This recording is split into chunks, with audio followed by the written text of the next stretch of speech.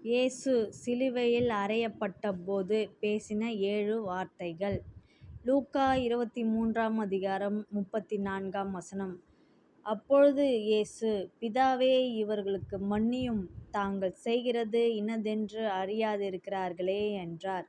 இயேசு அவனை நோக்கி, இன்றைக்கு நீ என்னுடனே கூட பரதீசிலிருப்பாய் என்று மெய்யாகவே உனக்குச் சொல்லுகிறேன் என்றார். லூக்கா 23:43. 3. யோவான் 19:26, 27. அப்பொழுது இயேசு தம்முடைய தாயையும் அருகே நின்ற தமக்கு அன்பாயிருந்த சீஷனையும் கண்டு தம்முடைய தாயை நோக்கி, ஸ்திரீயே, அதோ உன் மகன் என்றார். 27. பின்பு அந்தச் சீஷனை நோக்கி, அதோ உன் தாய் என்றார். அந்நேரம் முதல் அந்தச் சீஷன் அவளைத் தன்னிடமாய் ஏற்றுக் கொண்டான். மத்தேயு 27:46. 9 மணி நேரத்தில் இயேசு, ஏலி ஏலி லாமா சபக்தானி என்று மிகுந்த சத்தமிட்டுக் கூப்பிட்டார். அதற்கு, என் தேவனே, என் தேவனே, ஏன் என்னைக் கைவிட்டீர் என்று அர்த்தமாம். 5. யோவான் 19:28.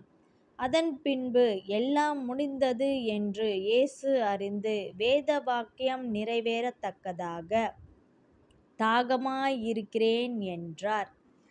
6. யோவான் 19:30. இயேசு காடியை வாங்கின பின்பு முடிந்தது என்று சொல்லி தலையைச் சாய்த்து ஆவியை ஒப்புக்கொடுத்தார். 7. லூக்கா 23:46. இயேசு, பிதாவே, உம்முடைய கைகளில் என் ஆவியை ஒப்புவிக்கிறேன் என்று மகா சத்தமாய்க் கூப்பிட்டுச் சொன்னார். இப்படிச் சொல்லி ஜீவனை விட்டார். இயேசு, பிதாவே, உம்முடைய கைகளில் என் ஆவியை ஒப்புவிக்கிறேன் என்று மகா சத்தமாய்க் கூப்பிட்டுச் சொன்னார். இப்படிச் சொல்லி ஜீவனை விட்டார். ஆமென்.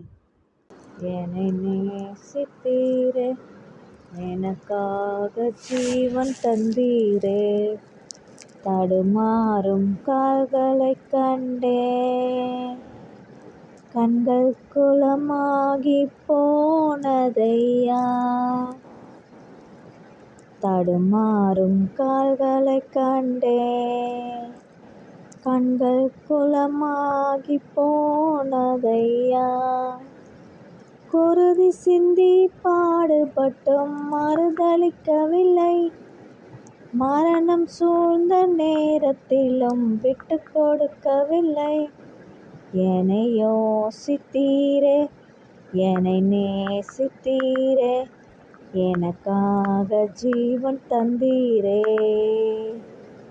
என்னை யோசித்தீரே, என்னை நேசித்தீரே, எனக்காக ஜீவன் தந்தீரே.